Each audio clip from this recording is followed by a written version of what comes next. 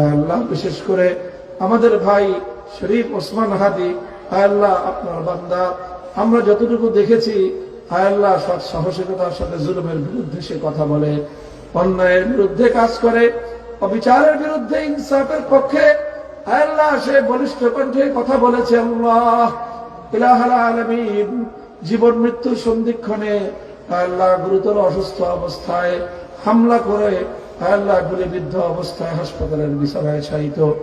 ইলাহুল আলামিন আপনার কুদরত ছাড়ার কোনো ভরসা নাই। আল্লাহ আপনি শরীফ ওসমান হাদিকে শেফায়ে কামিলা আজলা কুল্লা নসিব করে দিন, পরিপূর্ণ সুস্থতা দিয়ে আবার জাতির মাঝে ফিরিয়ে দিন। আল্লাহ দ্বীন এবং মিল্লাত জাতির খেদমতে ভূমিকা পালন করার তৌফিক এনায়েত ফরমান। আল্লাহ যারা দেশের মধ্যে মানুষের জন্য ক্ষতির কারণ হয়ে আছে আল্লাহ তাদের সকলকে আপনি হেদায়েত নসিব ফরমান। আল্লাহ হেদায়েত যাদের কপালে নাই আল্লাহ তাদেরকে সর্বতভাবে আপনি নির্মূল করে দিন। আল্লাহ উম্মতকে আবার কোরআন সুন্নাতের পথে ফিরে আসার তৌফিক এনায়েত ফরমান। ইলাহুল আলামিন।